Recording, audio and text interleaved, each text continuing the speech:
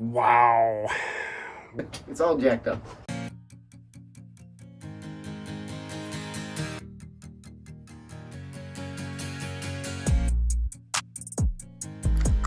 The throttle slack adjuster, not only is it gone, but somebody went through this and added a lock washer to take up some slack, which leads me to think somebody was riding it like this.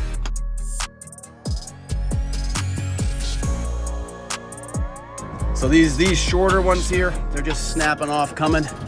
Oh, it's broken weld. Clearly somebody rode one of them harder than the other. All of this liquid here, that's probably mouse urine.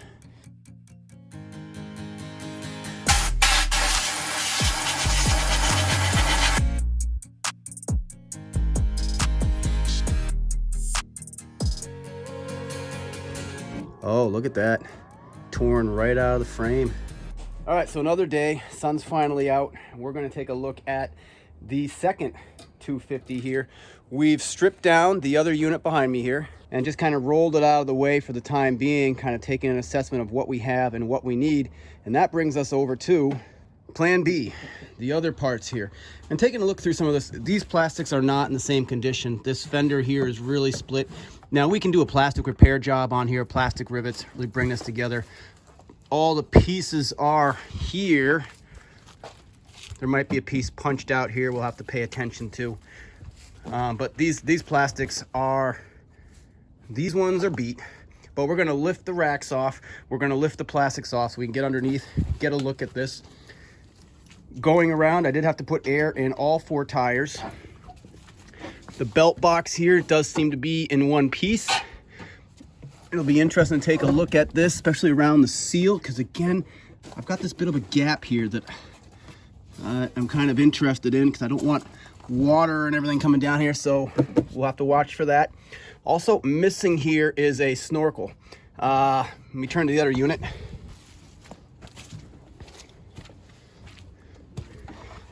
Discovered this, but I picked this snorkel up on eBay during the week. Coming out here, this is the output for cooling the belt. Pulls air in along the tube here, ultimately sucks the air in right down through here, ejects it here, but this is going to bring in all kinds of water and mud. So we were missing this guy, which would mount up on the frame, so we've got our hands on that. Both units missing tail lights. Okay. And as I look down in here, I'm seeing Got more tools. Carburetor parts. So I'm sure that the carburetor on this guy has probably been sitting open to the elements. So we'll see that in a moment. The other piece to call out on this one, I noticed this as we were unloading. This is something special. The throttle slack adjuster, not only is it gone, but somebody went through this and added a lock washer to take up some slack, which leads me to think somebody was riding it like this. That is something, that's something special. No air box on this one. Oh, we have a boot. This is the boot missing from the other one. We'll be careful pulling that boot out. These are difficult to find. We certainly don't want an air leak, but I wonder if that is at all salvageable if we treat that appropriately. Now, interestingly, there is a top on this carb. So we have an extra carb top.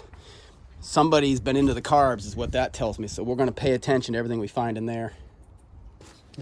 Also on this one, kind of neat. This switch has been built right into the brake controls here. Ooh, it's wired to something. This button has an aftermarket plug running into the harness. So we're gonna have to see where that goes. That's interesting. And as I look deeper in, following that green zip tie, I've got some wiring running down on that side. But this is why I like to start with getting plastics and racks off. Whenever I'm getting into something, it's just a whole lot easier to see what you're working on. If you can lift off plastics and racks, you can see anywhere the oil is gunked up, anywhere there's leaking, and it's just a world easier for working on things. Just do it. Just do it. Just take the plastics and rack off. You'll thank me later. Again, this seat, all the hardware is, most of the hardware is here. This one's got a broken catch on one side. Interesting, also was held in by rivets. Keep finding that on these old Polaris. The rivets up front holding the plastics on, some rivets on the seats. I think that's one thing I'm not gonna like about these early generation ATVs is who builds an ATV with rivets.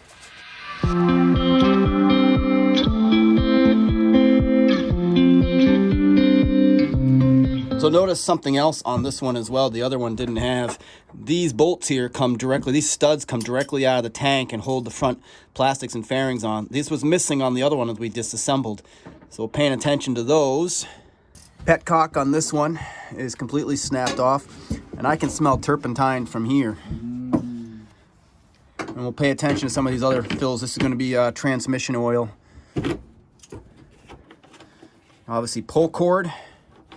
And in this case, our forward neutral reverse seems to want to move around quite easy. So we'll see.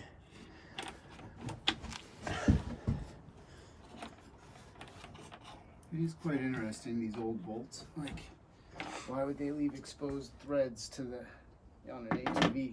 Yeah, they're going to get rusted, corroded. Get rusted, beat up. If you got to do any work on them, you're going to be fighting the whole time. This was the first generation. 85 was the first four-wheeler they put out in this generation, and they didn't. From what I can tell, they kept this one the same through 87. 88, they changed this up, but I'll have to check myself on that. All right, this one is not coming apart as easy as the other one. I think I've removed 6 nuts so far and snapped 3 out of the 6, and that's just on the rear rack. So these shorter ones here, they're just snapping off, coming. That's coming off. This guy here snapped. One of these snapped. Over there snapped. And then underneath, these ones up here, they were in pretty good condition. Spun off, piece of cake. I don't know if these were replaced, but yeah. I don't know if you can see this.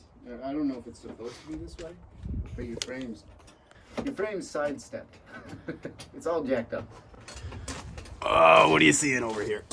So I got the lower swing arms. One is offset by, I don't know, 1/2 inch, 3/4 of an inch. Oh, would you look at that? You can see from up here. You can see where, like, it was.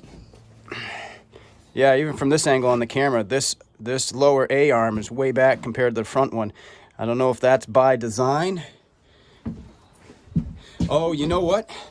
So this is actually interesting here. Okay, this one is flipped over. So when I look at this one, Because this one's the same, these are equal over here. yeah, let's look at that. What I'm seeing here is, I think what we have on here is someone either put 2 left hand or 2 right hand. The plate is flipped over here for the ball joint, and here the plate is opposite. This is why it's so nice to have a parts machine plate up. So it looks like somebody wrecked a right control arm, Put it on upside down. and got another left-hand control arm and flipped it over. Boy, am I even sure about that. When I look at the welds, how flush out that is, Yep. and that one, and then I look at the construction here. Beat up a bit. So these look different. I wonder if these somebody welded after the fact. What I'm seeing, there's a bar that goes through, and then this is welded on, solid A-arm. Same thing, there's a bar and welded. And if I do one more look over here, no bar. These are just bolted directly into the frame. So different suspension setups, different A-arms, certainly. So what we hope here is that this motor is intact and in better condition because the flywheel and all that missing. So we're actually hoping to run this frame. So seeing that on the front suspension, we may have to do some front suspension A-arm swaps to pull everything together. Yeah, it's broken. It's broken.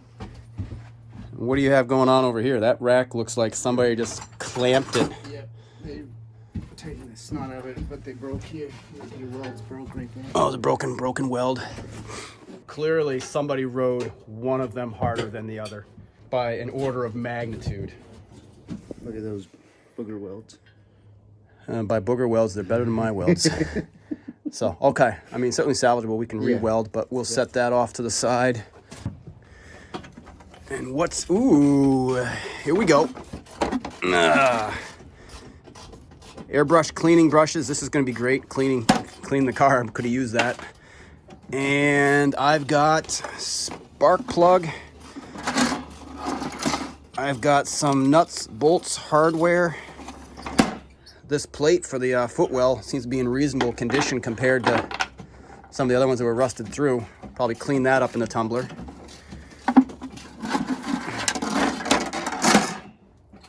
Huh. Oh, an old... It's a spark plug puller of sorts. Yeah. Old spark plug.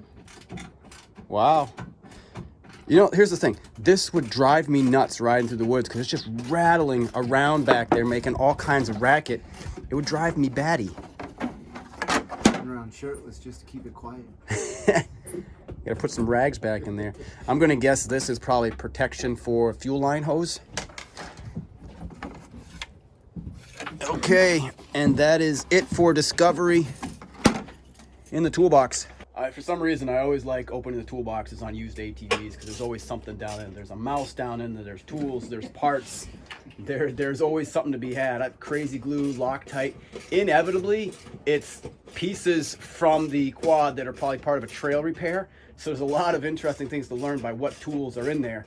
In this case, a spare spark plug, the footwell screws, and carburetor cleaning tools might tell you a little something about this unit. So this tire, because of that offset or being flipped around, the A-arm is way closer. There's no room to get these out without pinching against you. Oh, you're talking the clearance from the footwell mud flap to the tire is really tight. If this frame ends up being in the winter, we're gonna have to rotate that. Let's see, because as I look back there, you look like you have about 2 inches of clearance, and there's almost 4 inches here. Yep. Okay, so we're gonna pay attention to this front end as we start getting the plastics off. Yep. See, that's what I was saying. Take the plastics off. Take the plastics and rack off and see what you're dealing with here. Otherwise, boy, that would be a weird ride with your front right tire 2 inches further back, because when you turn to the right, it's gonna turn sharp, and when you turn to the left, it's not. And that could really goof with you. So you got two different bolts here. This one's 3/8. So, yeah, whoever was riding this one was riding that. It's just generations of whatever nut and bolt was in the garage. Yep. Yeah, this one will hold. And we saved these pieces here as we took the rack off. A couple of punched out pieces on the plastic, but I think the rear will come off in one piece. Right on it. Nope, there it is. We can save these. We can reuse those. Yep, and all of this hardware as well. Yep. I bet a lot of these old ones have been snapping, but we'll set this to the side for now because overall, all of the plastic is there. Just needs some love. So starting to get underneath here a little bit more. This one has the starter in it. So let's see, this is going to be the other negative leg for the battery. Noticing, interestingly, underneath the exhaust here, you see that daylight? This rubber bumper goes to nowhere. So I don't know what the point was of this design, but the exhaust is solid. The rear brake, again, really rusted, seized up. I got a lot of gunk, and I got some kind of wrappers or something down in there. We're going to end up, whatever that is, but probably coming out from the oil pump. A leak around the oil pump's my guess. But this is all intact. Your flywheel cover and your pull start obviously needs to rebuild, but that part of the motor is sealed up. All of the footwell bolts are on this one where they're missing from the other one. So let's keep going. Let's get the front plastics and tank off. Now, interesting on the other one, we found the ground wire was actually secured to the bar up here that holds the airbox and was all corroded out. That was weird. So it's interesting paying attention to two of them, how different some of the support work had been. So got readjusted. readjusted. Or got readjusted, because that wasn't going to work. There was no so that wire that would have gone, actually it was a short wire, it went from the battery to that bar, which would have grounded out instead of going to the starter. I wonder if on the other one they had tried to ground that starter to frame and then back frame to battery. Just I don't know about that. just to give it something. And while you do that, I'm gonna pull this cover off the belt here, see what that looks like. So I'm paying attention to this as well. We're missing one bolt down here, but it's hard for me to tell because I haven't worked on these types of units before, but this case does not seem to have lined up well. It just feels as though things are warped. And on the other one, I was starting to think that some heat hit some things, but there's just a lot of separation between the back of this belt housing and the front. I just have a feeling this should be lining up better than it is. Might be obvious once we get in there, but it just feels like there's been some kind of warping over the years that will, at this point, let water in and prevent a good seal. Whew. Yeah, so this one, mice were living in. All of this liquid here, that's probably mouse urine. That's mouse doo-doo. Smells so nice. And looking in here, this belt's got some, the other belt looked brand new. That one's got some wear on it. Or is that just corrosion on the wheel? I think it's hard to say. But again, up here, when I look at this backing plate looks to have warped into the belt and the wheel. And again, the angle is tough, but it feels like this is all warped in. And also looking down here, the way this seal and this plastic is all worn on the top of this pulley. So fortunately, to actually replace this case, you don't have to split the motor and probably only have to pull the rear plastics and pull the clutches off. So we're not talking a massive effort here if I have to do this after the fact. Just, I think someone just put a massive amount of heat against this drive system. Or water. Or water. If they cool it real fast, it'll just... Yep, warm and then cooled it quick and warp that plastic right down. All right, so plastics are off. We have another nest, just like the other one, up under here.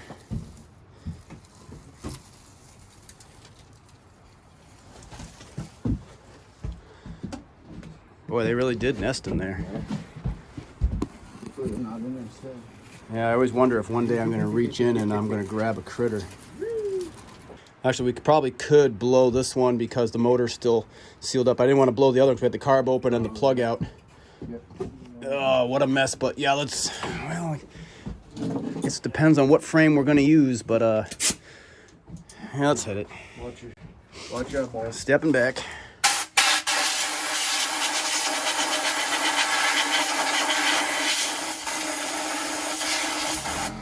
Get a better shot at that front suspension wonkiness going there, because it really is. This right one, I don't know if somebody home fabricated it. I can't quite convince myself. I think it is. I think this is a left-hand A-arm that just flipped over and bolted onto the right, judging by a little bit of swoop. But boy, even I think it's the one on the left that's backwards.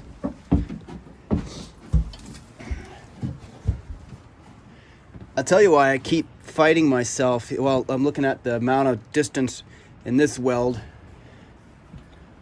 compared to this weld, but yeah, I'm looking at the other side tends to match up, where if this was flipped over. Yeah. On the other one, the top is they're both top facing. On this one's the one on the bottom. Okay, so this is the backwards. Oh boy. Well, so here's where I'm confused, right? Because if I just flip this over to this side, I still have this big back set. Yeah, I don't know, but goofy to say the least. All right, so we have, well, let's see here. We've pulled off the recoil start. We know that needs to rebuild because the wire or the pull cord's hanging everywhere. Took the spark plug out, put some oil down into the cylinder so we could crank it over by hand. You can hear it sucking the air through the carburetor. So we decided the next thing to do is to put a battery on here and see, do we have crank? Which is why I put the oil down there. So as long as the motor's been sitting, didn't want to score the cylinder. So we put a battery on. Just popped a used battery on, wired it all in here. We have the on switch, light switch is all smashed up. Key is on. For all I know, I might have to take a look. It'd be interesting if we were actually getting power up here to the neutral light. Ultimately, I'll grab my ohm meter, put it on here, see if we have resistance, just a bad bulb. And if I hit the button under here, where is it? You got a solenoid click, but no crank. So next thing we're gonna do is take a look at that starter. And that starter just, first glance, looks nasty to get out. Not like the Moto 4s where you can yank a starter out with 2 bolts and it takes you all 5 minutes. This looks like it's gonna be trying to reach under that motor weirdness. So we're gonna tip this up on the back here so we can look underneath and get a better look at the situation there.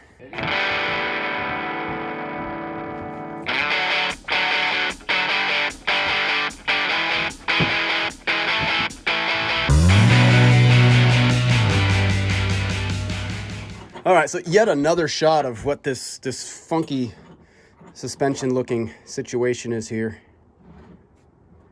You know what? I even wonder, this one might be fine if it was just flipped over. Oh, look at you got it's all busted right there. Oh, look at that. Torn right out of the frame. The whole thing is cockeyed. Yeah. You look there to there.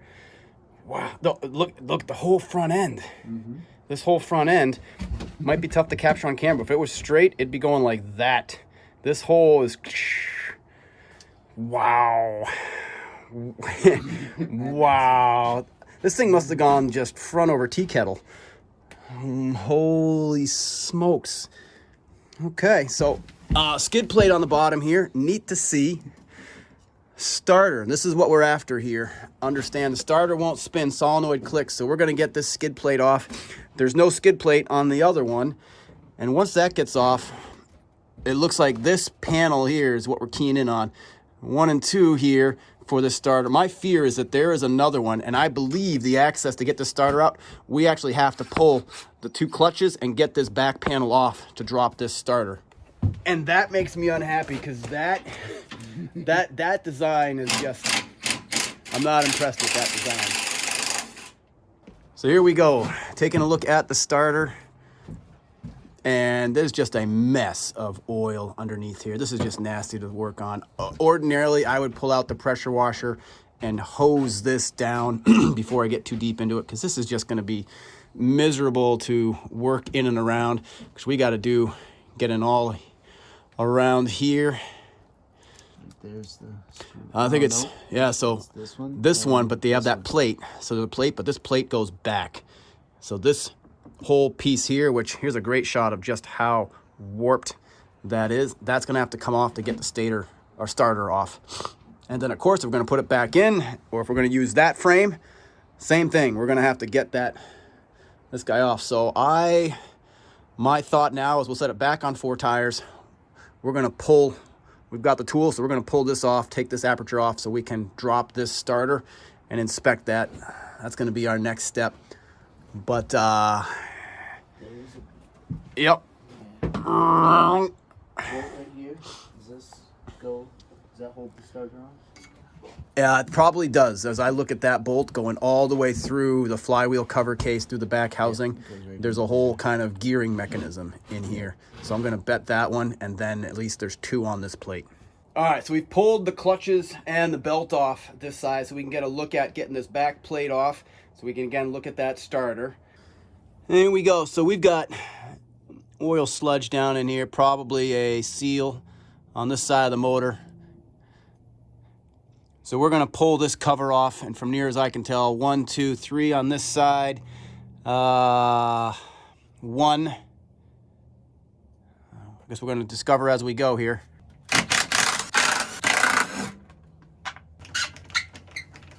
You know, and again, it's the little things. On most ATVs, the nut on the back here would be welded into the frame, so I could just come at this, you know, with a Phillips or, you know, more standard, you know, a socket. But in this case, I've got a lock nut on the back here. I've got to reach in and hold on to. It's just some of this stuff was really done in a way that doesn't make it conducive to technicians and builders. So it does just pop off. 1, 2, 3, 4. But I'm noticing down in here, mice were eating the rubber seal on the back of this. Just really kind of beat up. This is the rubber gasket that's all melted up. But this here, that clutch has been wearing in. The whole thing fell apart. And Look at back there. rubbing a bit there. And again, another shot, and you can just see how bananaed this case is. Let's set that where that off to the side where that oil's not going to make a big mess. There we go. That's what I was afraid of, suspicious of, is behind that plate. So we were looking at from the bottom. Yep. 2 bolts there. These 2 over here to get this. So all 4 of those need to come out to drop this starter, then the other side. So to change the starter, you got to take the whole clutch assembly out. So still on the journey to get the starter out. Just pop the flywheel cover off. That was fairly straightforward. Once you take out the bolt holding the basket for the recoil start, it just lifted right out. The flywheel looks in really good shape. This flywheel is not all rusted. Trying to pay attention to the assembly here because there's some washers on the outside. And trying to see if this will just slip out. It doesn't seem to want to without removing the flywheel. But as I start to play with this, I see what I think is probably this bolt down here holding my starter in. And if I get a little lower, I'm going to guess I've got 1, 2, and then my starter comes out. So let me remove those, and we'll try again.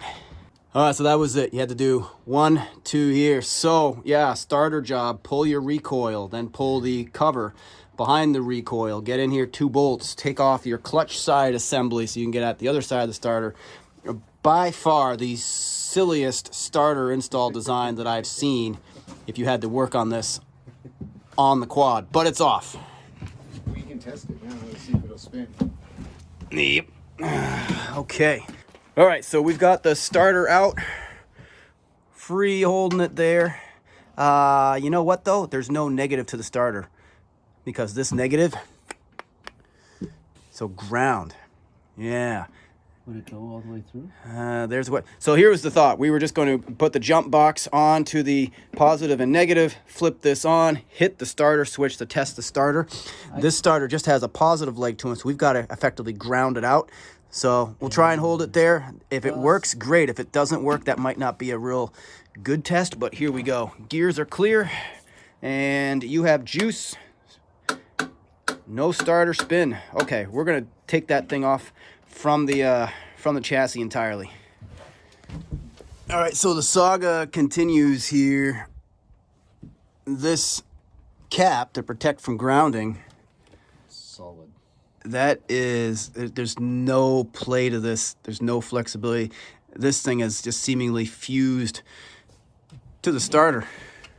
So that's where we'll end up parking this video for the evening. We're going to get this starter off. We're going to end up hunting a replacement starter, working through the electrical systems on both of these, seeing what we can do to spin. Perhaps we have 2 good electrical systems. Maybe we don't.